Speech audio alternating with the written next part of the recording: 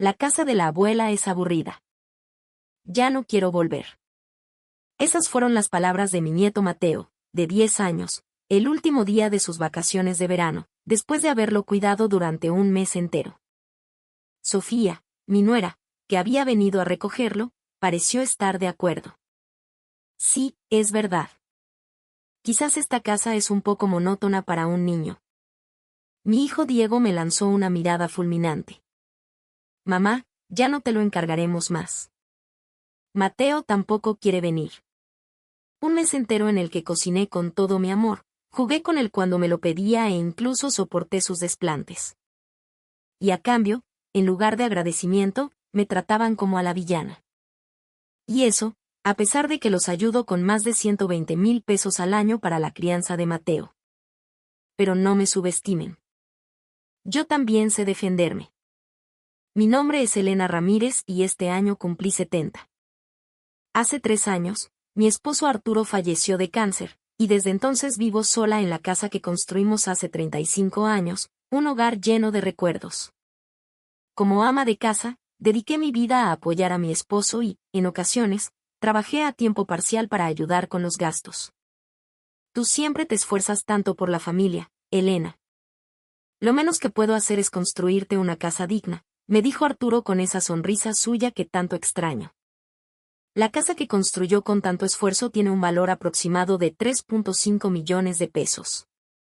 Recibo una pensión mensual de 18,000 pesos y tengo ahorrados cerca de 1.5 millones. Mi hijo Diego es un oficinista de 45 años. Mi nuera, Sofía, tiene 42 y trabaja medio tiempo. Y mi nieto, Mateo, cursa el 4º año de primaria y tiene 10 años. Cuando compraron su casa, les ayudé con 600,000 pesos para el enganche, y desde entonces, sigo apoyándolos con 6,000 pesos mensuales para las clases de fútbol, natación y piano de Mateo. Muchas gracias siempre, suegra, me decía Sofía con una gratitud que parecía sincera. Diego también solía decir, mamá, tu ayuda nos alivia muchísimo. Y Mateo, mi adorable nieto, venía a visitarme de vez en cuando y me preguntaba con dulzura, abue, ¿cuándo puedo volver? Además de mi familia, participaba activamente en un grupo de vigilancia vecinal para cuidar a los niños del barrio. Llevaba una vida plena y satisfactoria. Todo cambió a finales de junio, cuando recibí una llamada de Sofía. Suegra, buenas tardes. Quería consultarle algo. ¿Qué pasa, hija?, pregunté. ¿Sería posible que cuidara a Mateo durante las vacaciones de verano? Diego y yo tenemos que trabajar, y los cursos de verano son muy caros. Claro que sí. Estaré encantada de pasar tiempo con mi nieto, respondí sin dudarlo. Diego tomó el teléfono. Mamá, de verdad, muchas gracias. Mateo estará feliz de estar contigo. Y nosotros podremos concentrarnos en el trabajo sin preocupaciones. La idea de pasar un mes entero con mi nieto me llenó de una alegría inmensa. Inmediatamente, comencé a planear el menú, recordando todos sus platillos favoritos. Compré libros de cocina para ampliar mi repertorio y sorprenderlo cada día. Limpié a fondo la habitación de invitados, asegurándome de que todo estuviera perfecto para su llegada. En el antiguo estudio de Arturo, instalé una pequeña mesa para su consola de videojuegos y compré varias series de manga para que no se aburriera. Arturo, mi amor, Mateo viene a quedarse, le dije a su fotografía mientras una sonrisa se dibujaba en mi rostro. La casa volverá a llenarse de vida. Esperaba con ansias el comienzo de esas vacaciones. El 20 de julio, Mateo finalmente llegó. Abue, gritó mientras corría a abrazarme en la entrada.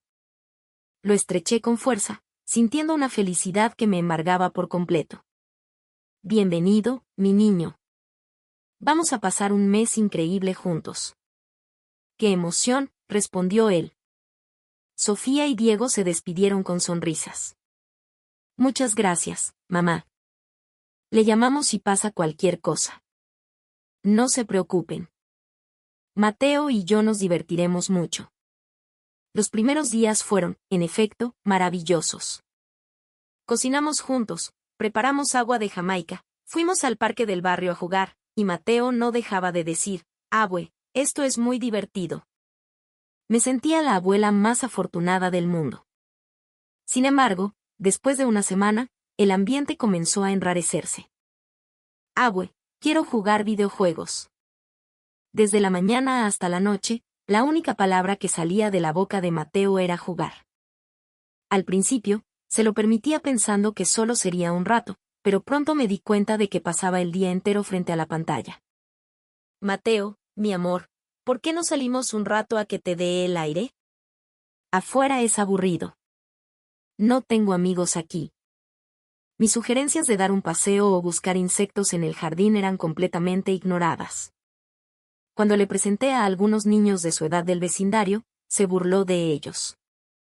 «No quiero jugar con esos niños raros». Además, empezó a quejarse de la comida. «Abue, quiero que comamos fuera. Pero si te preparé unas milanesas deliciosas, como a ti te gustan. Las de mi mamá son mejores. Esta comida no sabe bien». Después de probar un solo bocado de la comida que había preparado con tanto esmero, dejaba los cubiertos y exigía que pidiéramos pizza o hamburguesas. Si yo estaba viendo mi telenovela favorita, me arrebataba el control remoto diciendo que era aburrida y cambiaba de canal, solo para terminar ignorando la televisión y volviendo a su juego. «Vino a pasarla bien, debo dejar que haga lo que quiera», me decía a mí misma, tratando de ser paciente y complacer sus caprichos. Pero su actitud empeoraba día con día. Pasaba tanto tiempo con los videojuegos que ni siquiera tocaba sus tareas de verano. Cuando le recordaba que debía hacerlas, me gritaba, «¡Qué molesta! Ya no te quiero, abuela». Empezó a hurgar en mis cosas sin permiso. Un día entró a mi habitación, tomó un viejo alajero de madera y preguntó, «¿Y esto qué es?» «Está viejo y feo». «¿Lo puedo romper?» Sus modales en la mesa eran pésimos. Comía con los codos sobre la mesa, hablaba con la boca llena y, si le llamaba la atención, me lanzaba una mirada de desprecio y hacía un ruido de fastidio. «Mateo, por favor, siéntate bien para comer». TCH, qué fastidio. No podía creer que un niño de 10 años hablara de esa manera. El cambio en Mateo me tenía desconcertada y no sabía qué hacer. Intenté llamar a mi hijo y a mi nuera para contarles, pero rara vez me contestaban.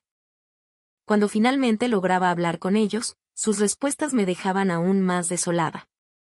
«Así son los niños, suegra, no sea tan exagerada», decía Sofía. «Es que lo consientes demasiado, mamá. Por eso se comporta así. Tienes que ser más estricta», me recriminaba Diego. De alguna manera, siempre terminaba siendo yo la culpable. Y ni una sola vez vinieron a visitarlo. «Se lo encargamos, mamá», decían, pero eso no les impedía llamarme puntualmente si me retrasaba un par de días en la transferencia de los 6,000 pesos mensuales. «Mamá, aún no hemos recibido el pago de las clases de Mateo». Yo estaba cuidando de su hijo durante todo el verano, y aún así, me exigían el dinero. En medio de esa tensión, ocurrió un incidente que fue la gota que derramó el vaso. Un día, encontré a Mateo frente al pequeño altar que le tengo a mi esposo, y lo que dijo me heló la sangre. ¿A quién le importa este señor?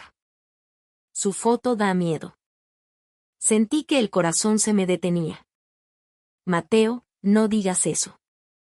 Tu abuelo te está viendo desde el cielo». Traté de mantener la calma, de hablarle como la adulta que soy, pero las lágrimas comenzaron a rodar por mis mejillas sin que pudiera evitarlo. «No llores, que exagerada», dijo con fastidio. Luego, sopló la vela que siempre mantenía encendida y añadió, «El humo huele feo». Esa falta de respeto hacia la memoria de mi difunto esposo me dejó sin palabras. Para empeorar las cosas, poco después recibí una llamada de mi vecina, la señora Carmen.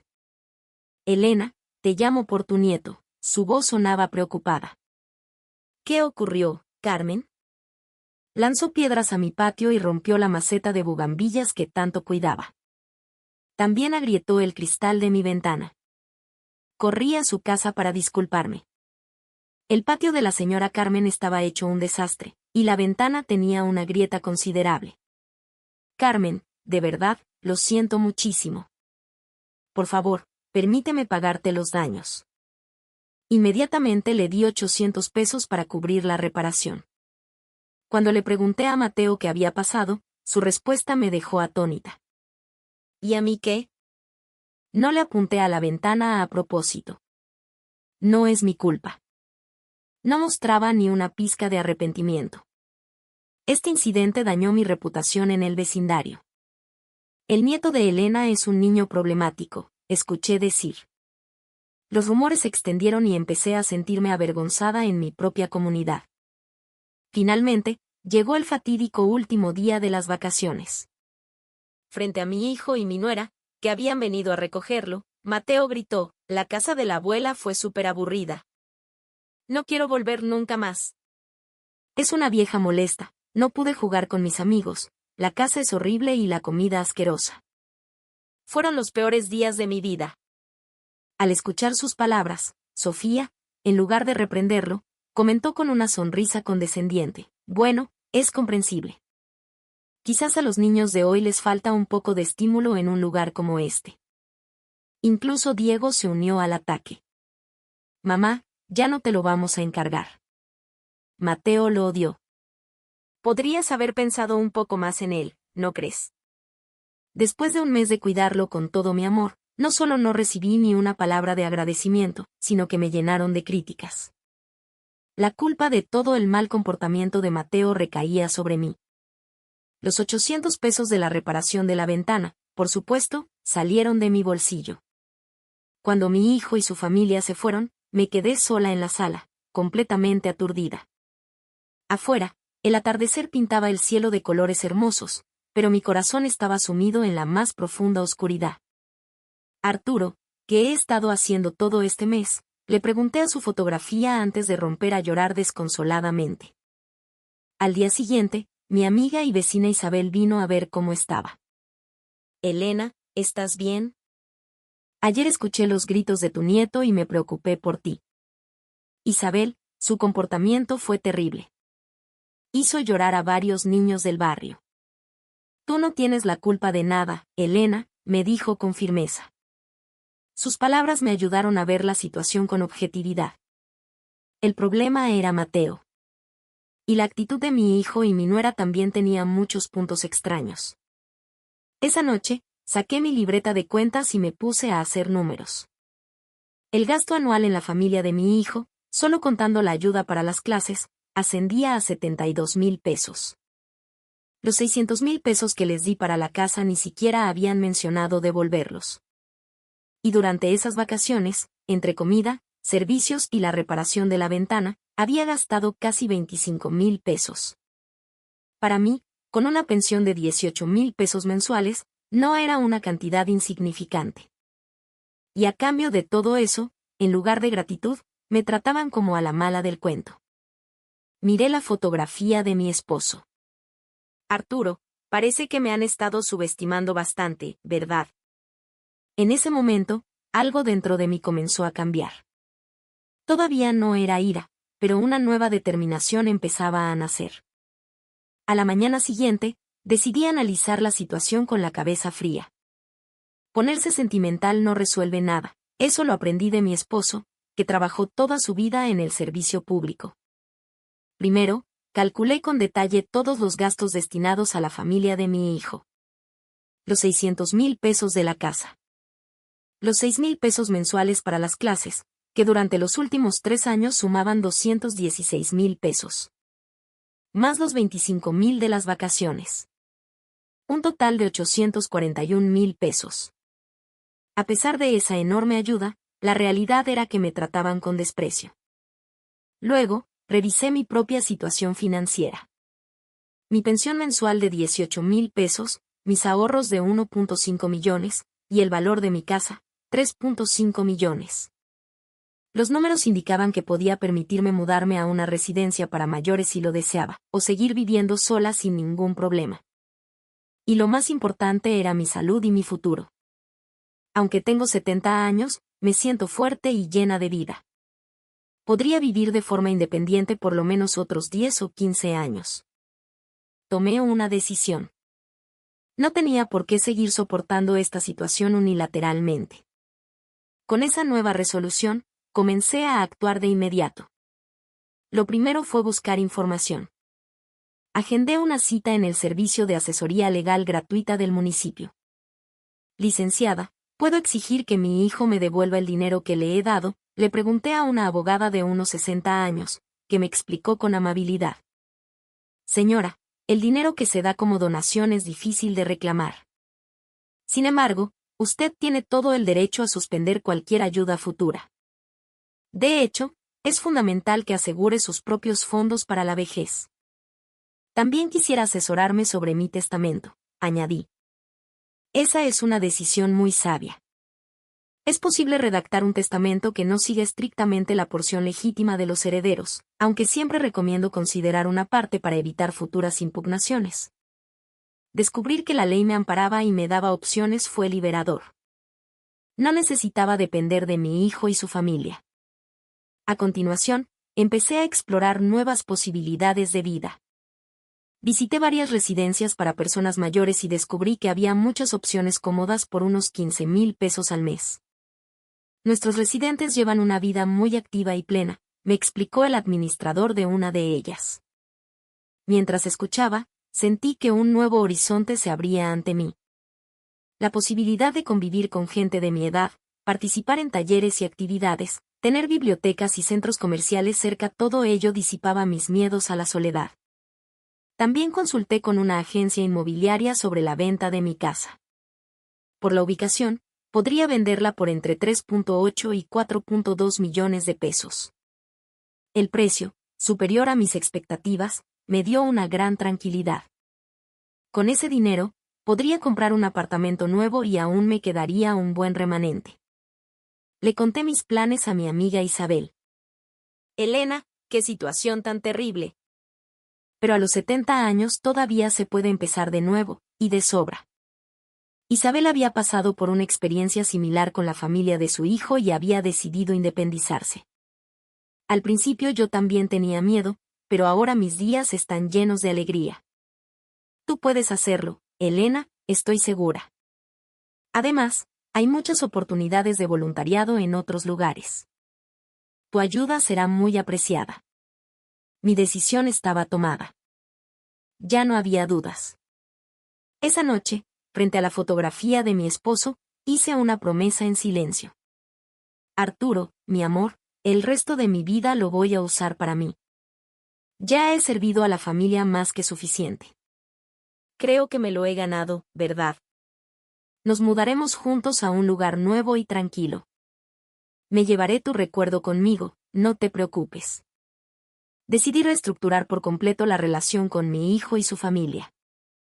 Se acabó la dinámica de dar sin recibir nada a cambio. Había llegado el momento de mantener una distancia saludable, como adultos independientes. Empecé a trazar un plan concreto. Suspendería la ayuda mensual de 6,000 pesos.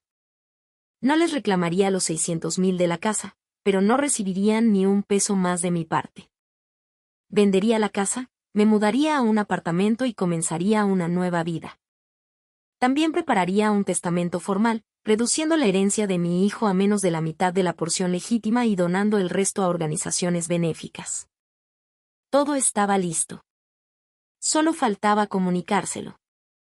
Y la oportunidad llegó cuando ellos mismos me contactaron.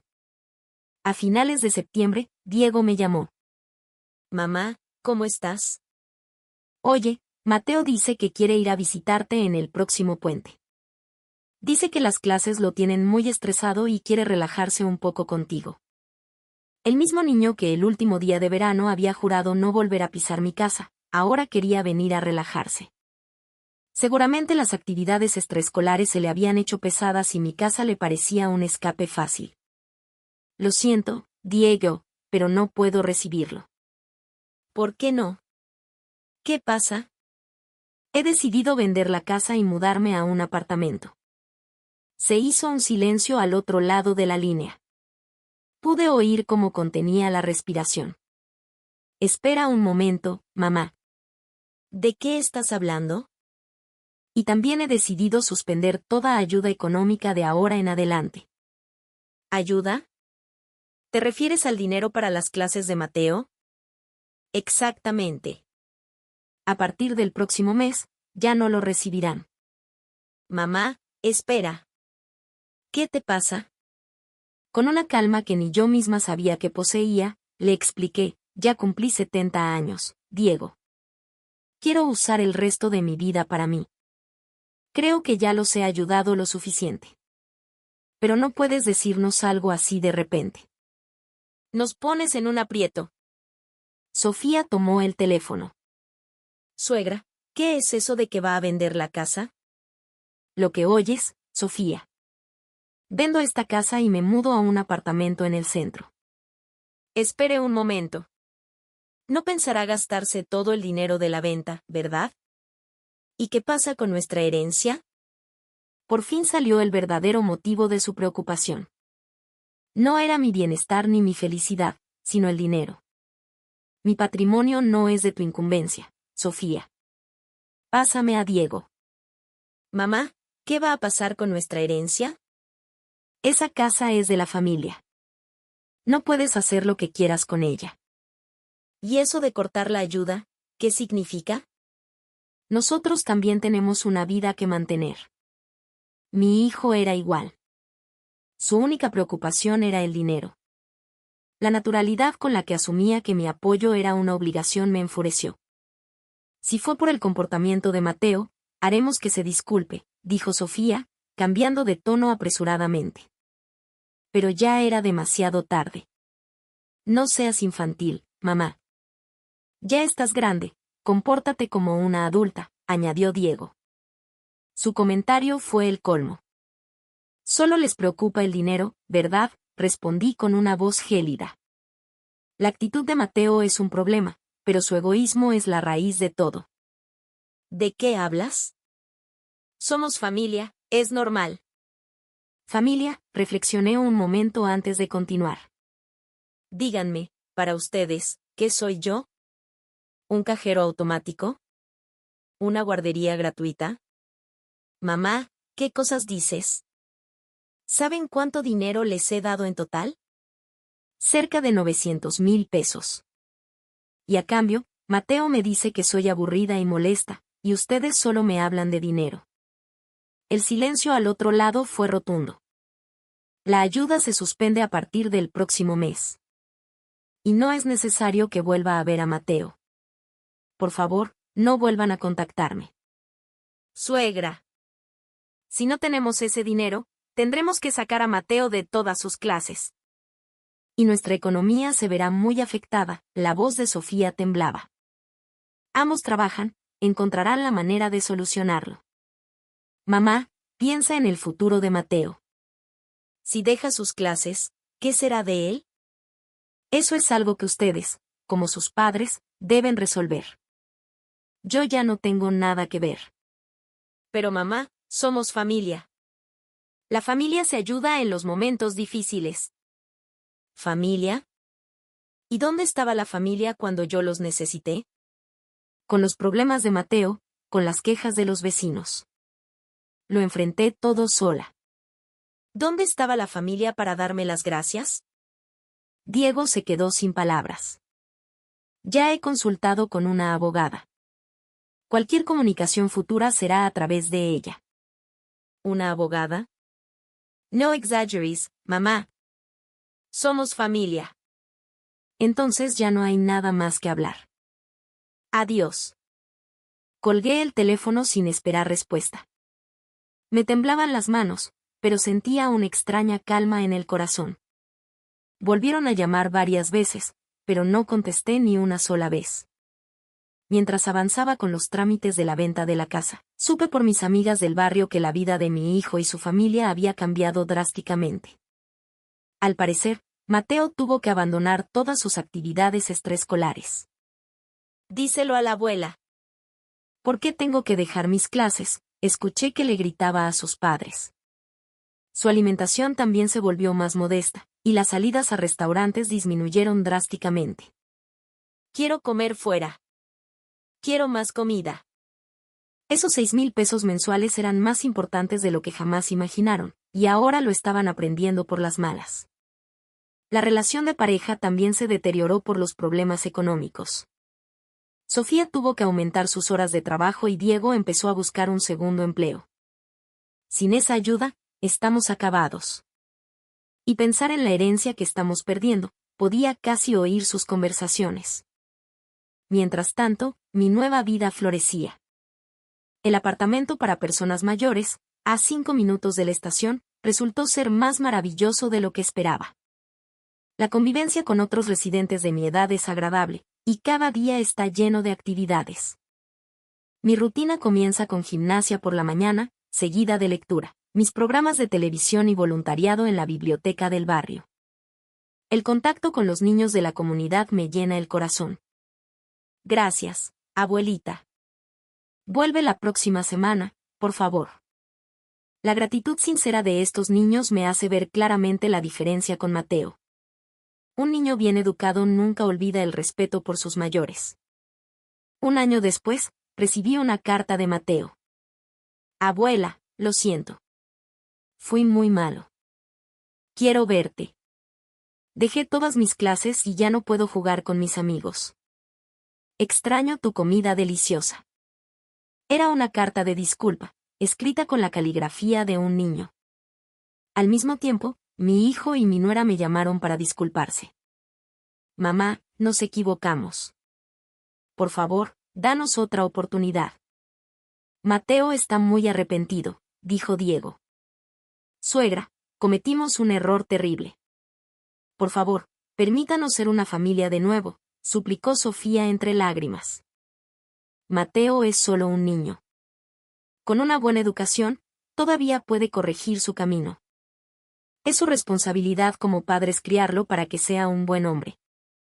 ¿Entonces volverás a vernos, mamá? No. No nos veremos más. Pero desde la distancia, deseo que Mateo se convierta en un adulto de bien. Mamá, insistió Diego. Ahora soy muy feliz. Por favor, por una vez en la vida, déjenme hacer lo que quiero. Ustedes resuelvan sus propios problemas. Nosotros también trabajamos muy duro para criar a Diego. Se acabó el tiempo de depender de mí. Finalmente, les comuniqué mi decisión sobre el testamento. Respecto a la herencia, su parte será menos de la mitad de la porción legítima. El resto lo donaré a organizaciones benéficas. Ya está todo arreglado con mi abogada. De ahora en adelante, usaré mi dinero para mí, así que no creo que quede mucho. Mamá, ¿cómo puedes hacernos esto? Deja algo de dinero para nosotros. Quizás debieron haber valorado más a su madre. Después de colgar, suspiré profundamente. Esto era, de verdad, el final. Han pasado otros 2 años desde entonces. Ahora mismo, disfruto de mi café matutino en el balcón de mi apartamento en el 8º piso. Contemplar la ciudad que se extiende a mis pies mientras hablo con la fotografía de Arturo se ha convertido en mi ritual diario. Arturo, mi amor, por fin he recuperado mi vida. La vieja casa de 35 años se vendió por 4.1 millones de pesos, más de lo que esperaba. Con eso y mis ahorros, no tengo ninguna preocupación por mi futuro. Las noticias sobre mi hijo y su familia me llegan a través de conocidos. Las clases de Mateo nunca se reanudaron. La pérdida de esos 6,000 pesos mensuales transformó por completo su estilo de vida. Sofía ahora trabaja a tiempo completo y Diego tiene un segundo empleo. Pero creo que es lo mejor para ellos. Es una buena oportunidad para que aprendan a ser responsables de su propia vida. Mi nueva vida es plena. Los vecinos de mi edificio son como una nueva familia. Nos cuidamos mutuamente, vamos de compras juntas, tomamos café. Me he hecho especialmente amiga de la señora Teresa, que vive en el apartamento de al lado. Ella también tuvo problemas con la familia de su hijo. Hiciste lo correcto, Elena. Eres un ejemplo a seguir. Pero al principio tuve mis dudas, Teresa. Me preguntaba si había hecho bien. ¿Y ahora qué piensas? Que no puedo ser más feliz. No sabía que existía una vida tan libre. Continúo con mi voluntariado de cuentacuentos en la biblioteca. Ver a los niños mirándome con sus ojos puros, absortos en las historias, Es un momento que atesoro. Abuelita, ¿qué cuento nos vas a leer hoy? Estaba esperándote. Al ver la alegría sincera de estos niños, a veces pienso en Mateo. Él también fue un niño puro al principio. Fueron la educación de sus padres y el entorno lo que lo convirtieron en lo que es. Aún deseo que crezca y se convierta en un buen hombre. Pero lo observaré desde lejos. Mi papel en su vida ha terminado. También participo en un círculo de personas mayores de la comunidad. Nos reunimos para compartir nuestras experiencias. Yo le di a mi hijo más de 1.000.000 de pesos y al final querían meterme en un asilo. A mí me trataban como a una sirvienta. Pero todas nos levantamos. Sí, nos levantamos. Sin rendirnos por la edad, defendimos nuestra dignidad. Mi salud es excelente. En mi último chequeo, el médico me dijo que tengo la salud de una persona de 60 años. Liberarme del estrés fue la mejor medicina. Mi economía es estable. Con mi pensión y mis ahorros, vivo cómodamente e incluso viajo de vez en cuando. El viaje que hice con mis amigas a unas termas fue inolvidable. Elena, estás rejuveneciendo. Es tu segunda juventud a los 70, bromeábamos sin parar de reír. Por la noche, desde el balcón, mientras contemplo las luces de la ciudad, a veces reflexiono. ¿Fue correcta mi decisión? ¿Fui demasiado dura al alejar a mi hijo y su familia? Pero la respuesta es siempre la misma, no me equivoqué. Ser familia no significa que deba soportar el maltrato y la falta de respeto. Una relación en la que no haya aprecio mutuo debe romperse, incluso si es con la propia familia. La verdadera familia se basa en el agradecimiento y la consideración. A mis 70 años, por fin lo he aprendido. Y también aprendí que tengo derecho a decidir sobre mi propia vida. Nunca es tarde. Esta es mi verdadera vida. Sonriéndole a la fotografía de mi esposo, me preparo para dormir, con el corazón lleno de esperanza por el mañana. Cuando salga el sol, comenzará un nuevo día. Un día en el que no tendré que preocuparme por la opinión de nadie, ni ser utilizada por nadie. Esta es mi nueva vida. Y para terminar, a todos los que han escuchado mi historia, quiero decirles algo. La edad no importa. No tienen que soportar la injusticia solo porque se trate de su familia.